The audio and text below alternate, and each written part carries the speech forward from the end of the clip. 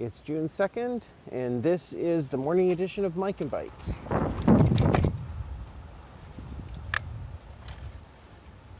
Oh, it's blessedly cool this morning. It was just too hot for me last night.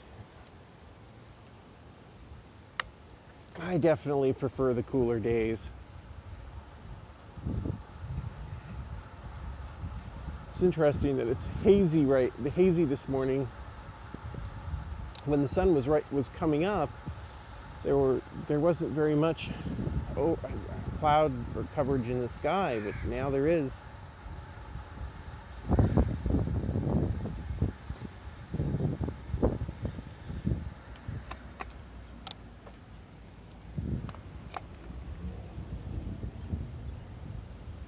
So, this morning I'm going to talk about contrarians.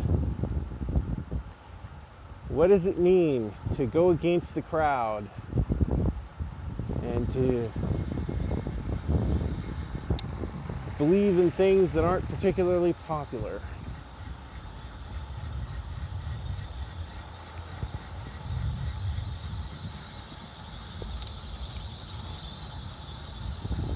I have a lot of experience with this.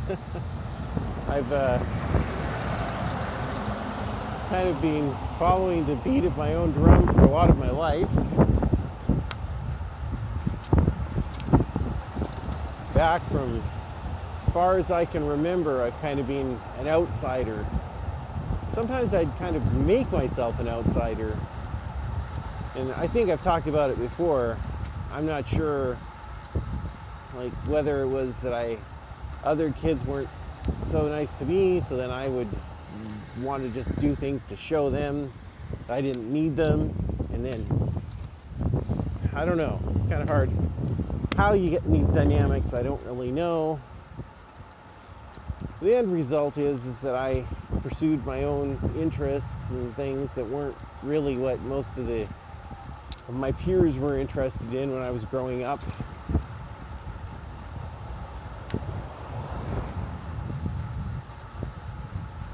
And I think it had something to do with my upbringing too, with my dad, and then, being raised in a different church that was a little odd, as a Mormon as well.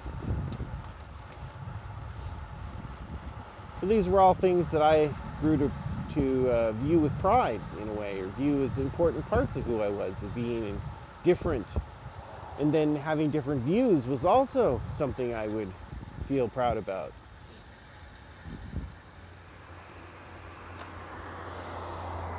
And I often would find myself, and still to this day, I'll ask myself, what are other people not thinking about whenever there's a subject or a topic?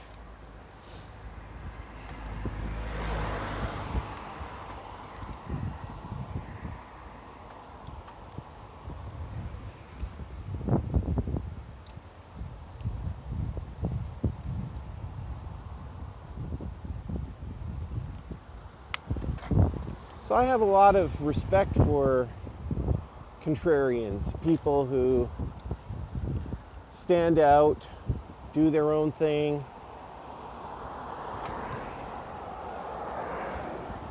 I guess, is it good to be contrary for contrary's sake? A contrarian for contrary's sake, In other words, argumentative. There's a fine line, I guess, and it can get on people's nerves if you're just always doing the opposite of what everyone else does. And certainly that can lead to a lot of grief. I think my career at Microsoft suffered from a lot of that, of my kind of desire to keep pursuing things that weren't really part of what everybody else was doing. I mean, I think it can lead to some good insights. When I was doing market research in the Windows division,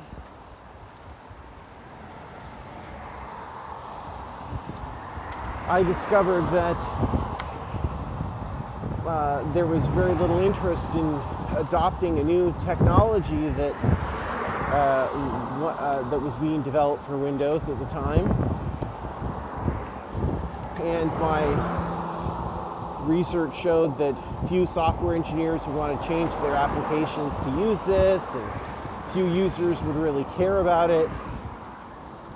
And so I think that was a very useful insight. But the insight was kind of useless because it wasn't something that Microsoft was willing to accept, and the teams that I was working with wanted to hear.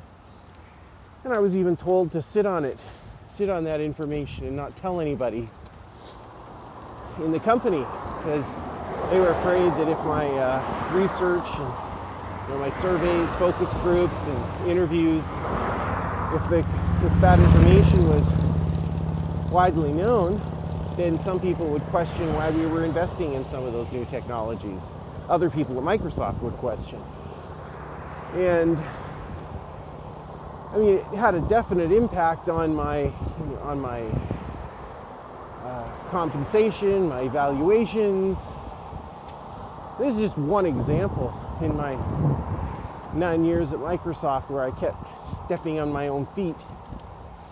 You know, it's one thing to think outside of the box and to try to look at things, but with a fresh perspective. But if the insights you have are things that are not acceptable to the team you're in and aren't going to be used, then what was the point? So I think the real trick is to be able to use insights and have the ability to see things in different ways, but identify those areas where you know that there's the people you work with are ready for change, are willing to accept.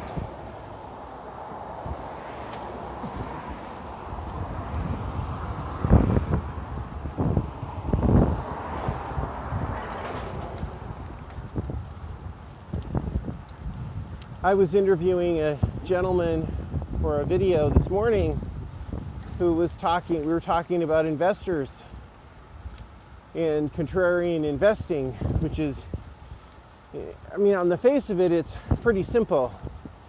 You buy when things are cheap and you sell when things are when prices are high, you know. Sell high, buy low. But it's way harder to do than it sounds. We were in our interview, we were talking about how there's a long history of investment in Las Vegas where the most ambitious plans get funded when the markets are at their peak and usually get completed right at when there's big downturns and economic recessions and when tourism is in decline, and you wind up with bankruptcies and declining stocks. But the problem is, if you're a visionary developer who wants to do a big massive project, how the heck do you get that funded when you're at a bottom? You're at the bottom of the country's in the midst of a big recession. The fact is that when times are tough, you're not going to convince investors to part with their money and invest in some wild scheme to build a huge new resort in Las Vegas. So the time when it's easy to get the money is when you're in the middle of a bubble and prices have been rising for a long time, and all investors are giddy to make more money, and they have dollar signs in their eyes.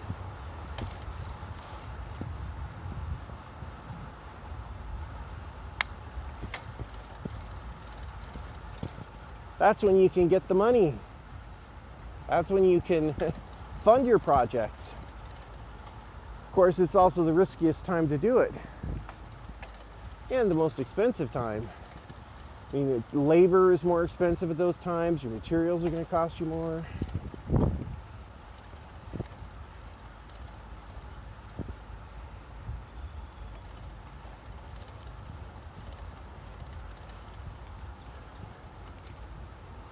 So I don't know what the answer is, because I think it's likely impossible to be a contrarian developer or a real estate developer.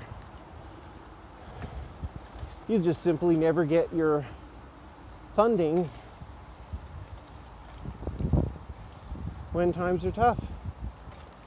So you almost just have to roll with it.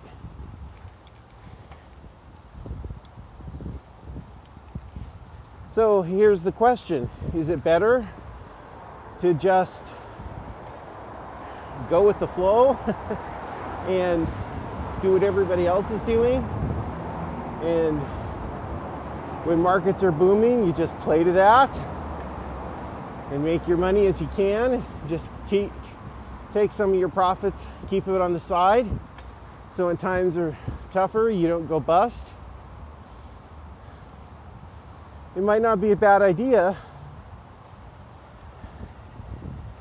I think it's always hard to make money.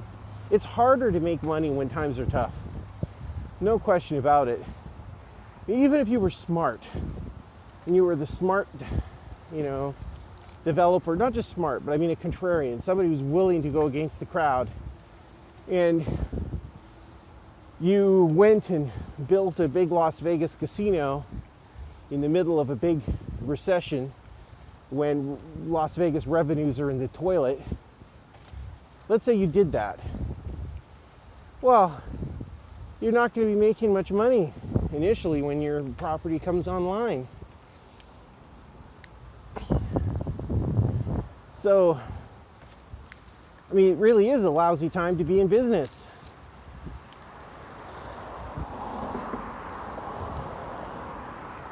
Of course, these things take years to happen, and so by the time it's finished being developed, maybe times have changed. But you can't really make a lot of money, when the economy is in the tank. Maybe that's the time to invest, but those investments won't pay off till the economy picks up again.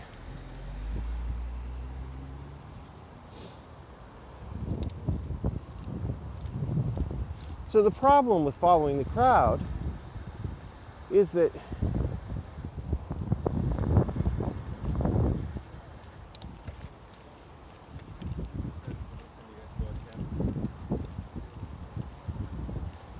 you can follow the crowd right off a cliff. It's all great, everybody's making money in a bubble, and the crowd is all investing in the latest craze.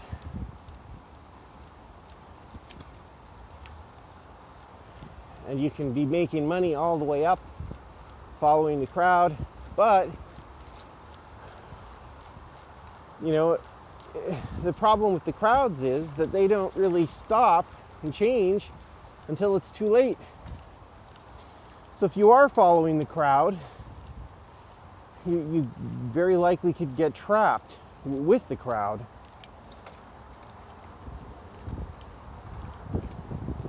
It's all well and good for me to say, oh, just take some of your money and keep it on the side as you make profits, and just don't put that back in the market. But that's a hard thing to do.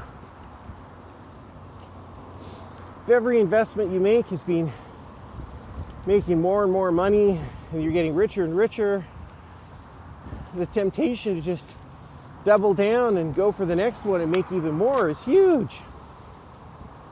How can you resist that and only invest modest sums and keep taking some off the table and salting it away?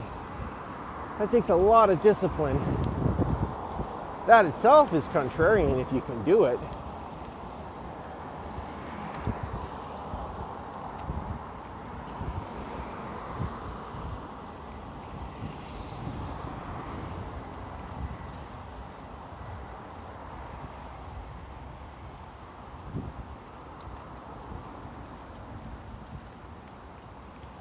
I've read some studies showing that investing in the markets, 98% of the time, if you just invest in the stock market, you're going to make money over the long haul.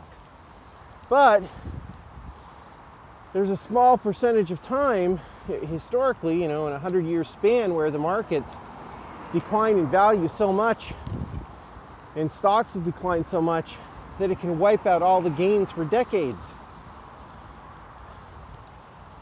So yeah, it's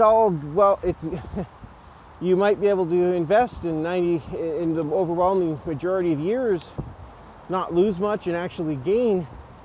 But if you can get completely wiped out on these freak incidents that can happen and lose everything that you've been investing for decades, then it doesn't help you that that the majority of the time, statistically speaking, you can make money.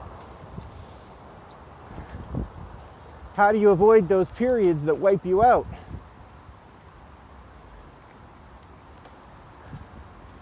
I, for one, don't believe that we've entered some new realm of financial equilibrium where the global economies will be stable forever and never experience significant disruptions or crashes. I just don't believe it. Anytime I hear someone talk like that, I start thinking, we're heading towards another disaster. Because human nature doesn't change. And we have a herding instinct. And by and large, can't really be controlled. We try to have independent central banks that take away the punch bowl, so to speak. But they never really work. They don't take away the punch bowl because too many people would complain.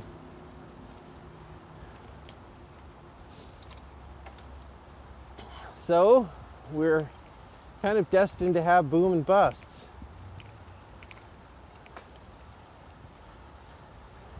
Hi.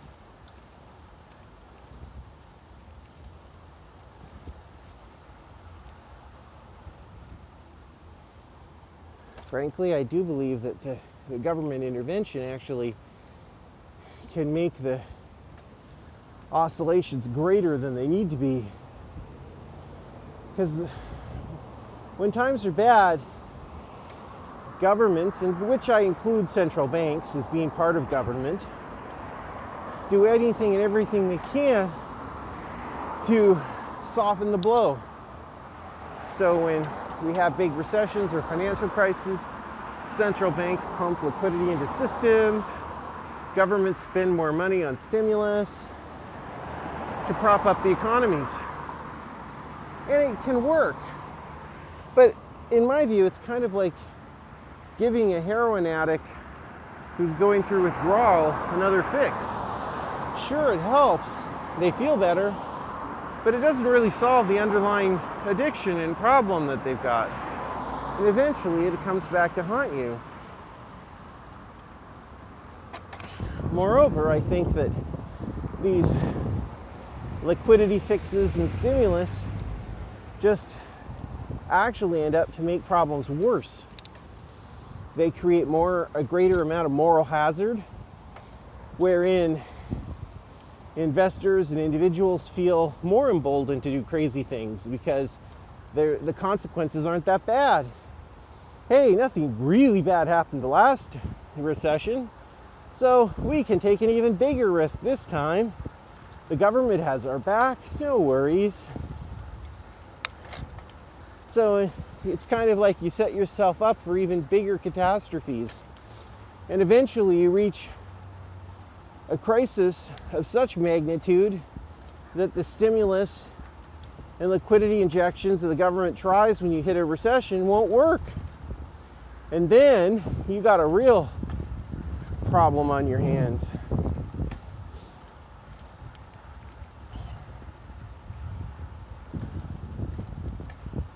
There's a show I've heard about that is recently in theaters that I might want to, that really interests me. It's called The Rover, I think. It's an Australian show that's set in some near future where there's some kind of massive economic crisis that's destabilized governments and economies, and it's set in Australia where anarchy pretty much reigns. I don't know, I'm very intrigued by this thing. I think I'd like to see it.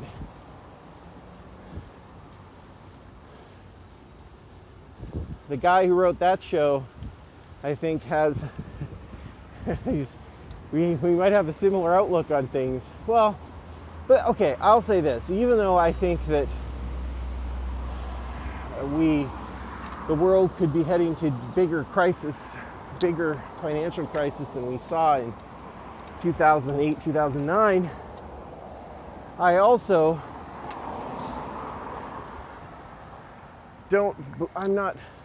also optimistic. I don't believe in apocalyptic scenarios where civilization just collapses. I think things might get tough and see a lot of hurt, but I think in general, civilization will go on and we'll get over it. In fact, I'm looking forward to a reset, as it were. So I just think that investors and individuals have gotten too disconnected from reality in their expectations and their actions. And I think it'd be healthy to have us, become more conservative again in some of that. And that will be the end of our discussion for today. See you all next time.